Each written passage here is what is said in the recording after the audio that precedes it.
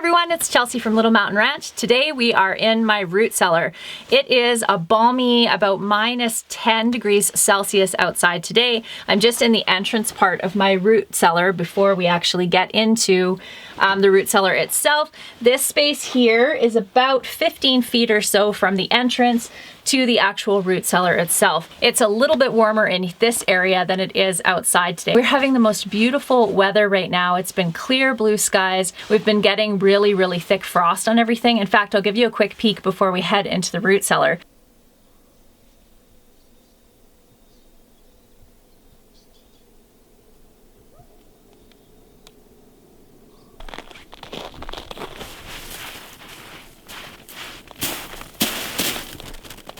Are you enjoying this cold weather, mister? Are you so happy? Are you such a happy guy? Hey.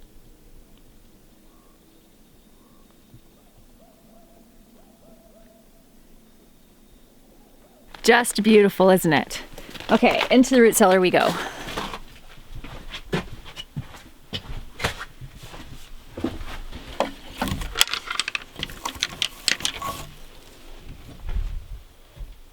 Okay, so this cabbage has been in my root cellar for just about 5 months now.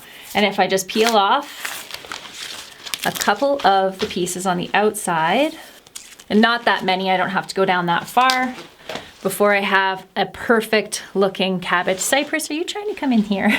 So I still have 11 cabbages left in my root cellar. The way that I store my cabbages, and this works really well, is I just pull them out by the root and leave the root ball on, and then store them close to the ground on a wooden pallet, and that works really well. I consider that a huge success to be able to have cabbages at the end of January that are still in awesome shape, and that makes me really happy. So we're gonna start chewing through these cabbages now, but I'm going to leave at least a couple of them for as long as I can before they actually start rotting, and just see how long it is that I can store these cabbages in here. So I will keep you updated on that experiment as it goes along. Okay, so one of my fails this year was leaving my root cellar open to air out for too long in the summertime. The recommendation of the family that we bought this ranch from was to make sure that I left the root cellar open for at least 4 weeks in the summertime, just to air it out and to be able to just dry it out a little bit, because the humidity level is so high in here. I opened it up, I can't even remember when, but I left it open for most of the summer, which dried it out too much. And one of the things I'm having to do this year that I haven't had to do in previous years is to actually moisten my sand bins. So the way that I store my root vegetables for the most part is either in these milk crates that you can see back here, which doesn't work nearly as well as the second way that I store them, which is in plastic tubs with sand, with moistened sand. So sand, vegetable. Make sure the vegetables are not touching, and then cover them up with a fairly thick layer of sand on the top. So one of the things I have been having to do this year that I have not had to do in previous years is to moisten my sand. So before I moisten the sand right now, I did bring a jug of water down to do that. I'll just show you how the vegetables are actually looking. And I apologize for the fact that the light in here is terrible and I only have a flashlight. I don't have any power down here, so I wasn't able to bring any lights or lamps or anything like that. So I apologize for that, but hopefully we'll be able to see well enough. Okay, so this is one of my bins, and you can see that the sand is totally dry on the top. And I actually didn't put quite enough sand on the top. I don't know if you can see these little sprouts, but these are actually carrots that are starting to sprout a little bit. But you can see the carrots look good. Nothing is soft or soggy. Looks really good. I'll actually bring these ones up to the house. A couple more. Running out of carrots up at the house. The only real difference I find when they've started to sprout like this is they're not quite as sweet as they are if they haven't sprouted. But they're still totally edible, and they work in stews and soups and things like that just fine.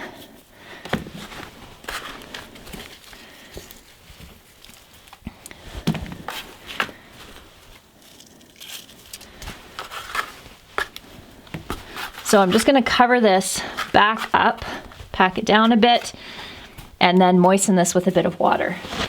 So keeping them moist just helps it so that the moisture doesn't actually start sucking out of the vegetable itself, and then they just get all shriveled up and gross and dry. So I'm just going to water these, and then I'll show you how the ones in my crates are doing.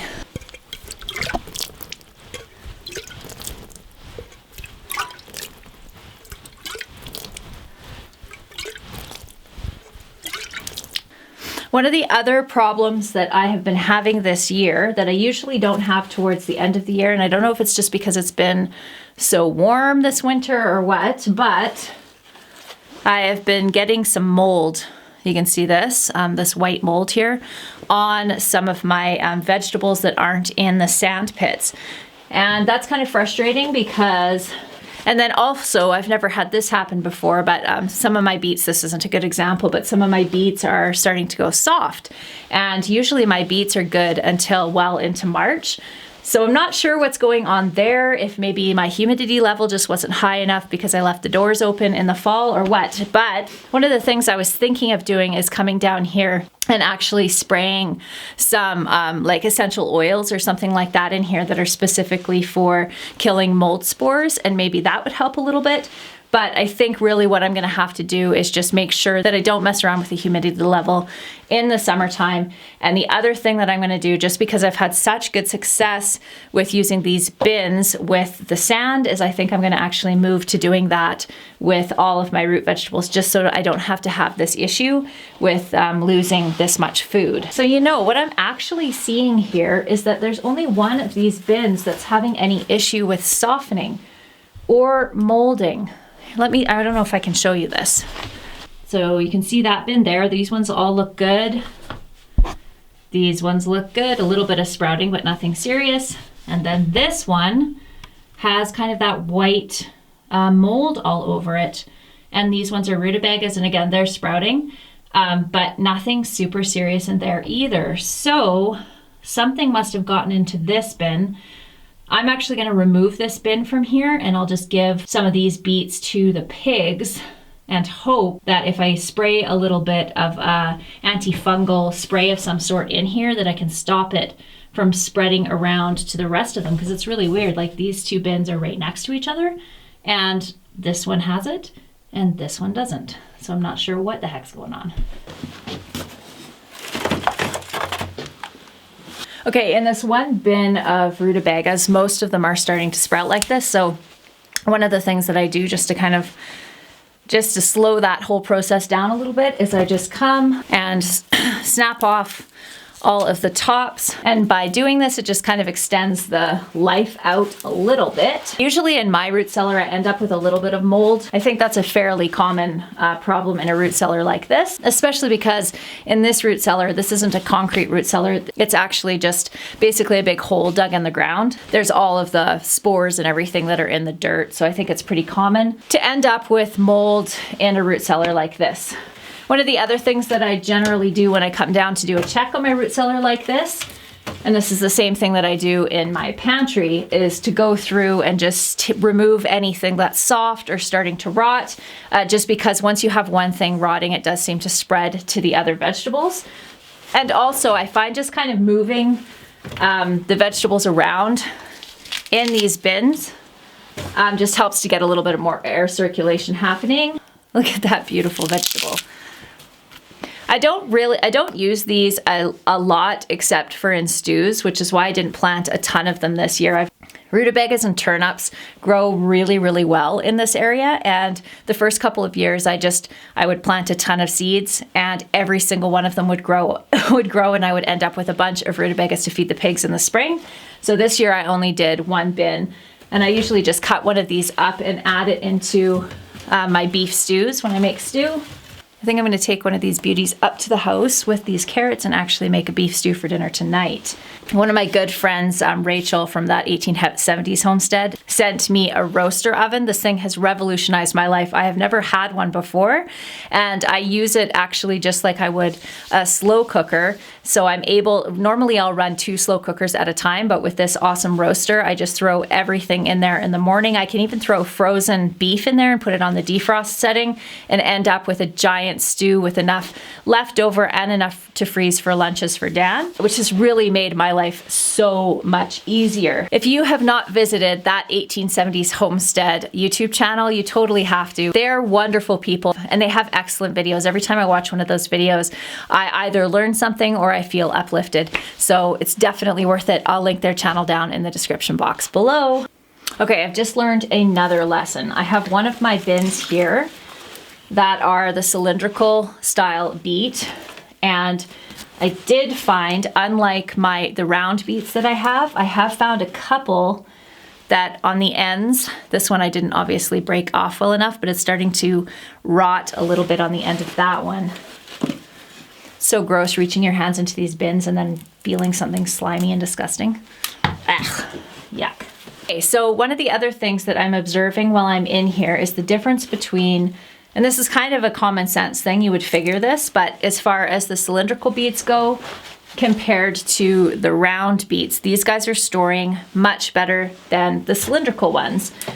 Normally I grow the cylindrical ones for canning just because they're so easy to slice and to make pickles with. But this year I didn't actually get around to pickling a bunch of these because I had some left over from the year before. So I threw them in the root cellar, and I can see that they do not store quite as well as the other ones. So as far as my storage beets go, I'm going to stick to the round ones. Get the rest of these tops off. But these ones are still pretty firm. There's just a few in there that have rotted, unlike the round ones. So another lesson. This has been such a good year for me of lessons on long-term food storage. One of the last kind of learning experiences I've had with this root cellar, and I'm really not sure what to do about this problem, so maybe if any of you have experience with root cellars, you can offer some suggestions on this. We ordered a whole bunch of apples in the fall, and I've stored apples before in a basement in like a kind of like a crawl space of one of my previous houses, and I just wrapped each apple in some newspaper and they lasted fine and there wasn't any issues. With this root cellar, I just put all of the apples down here and we bought a lot of them. And as far as them staying crisp and not getting soggy or rotten, that worked great. They lasted for months down here without any issues. But the issue we did have is that old root cellars like this kind of have like a musty smell to them, and that imparted itself on the flavor of the apple. So they worked fine for baking, but just for eating, not fantastic. And we ate them because we had them, but they tasted kind of like a root cellar, which was gross. So I'm not sure what to do about that. If I just have to find another storage solution, or if there's something that I can do to I don't know. I'm not sure what the solution is with that. I did try storing some in the area between the door here, the main door and the main door out there, but that it got too cold in this space here. It was actually still getting below freezing, and so I only put a few apples there just to test it out, and no, they ended up rotting. So that's not a solution either. And the problem I have with my cold room in the house is that it's so full, I don't think that I can fit apples in there. And plus, you're not really supposed to store apples and potatoes together. So I don't really know what the solution is. So if you have one, please let me know. That would be awesome. So now I need to get this root cellar closed back up again before the temperature drops too much in here, and I need to head back in the house and get this stew on for supper. If you have not entered my subscriber giveaway already, I'll link that video up here and you can go and check that out. All you have to do is leave a comment to be entered. I'm going to be doing the draw on Thursday at 6 p.m. Pacific Standard Time, and that, I believe that's the 24th. Yeah, and then I'll be doing the draw that evening, and I'll put that video up on Friday so that you can see who won all the awesome prizes. If you like this video, please leave a thumbs up, and if you have not subscribed to our channel already, please hit that subscribe button so that you can be a part of this community, and it's an awesome one. Thank you so much, everyone, and I hope you have a great couple of days until I see you again. Bye!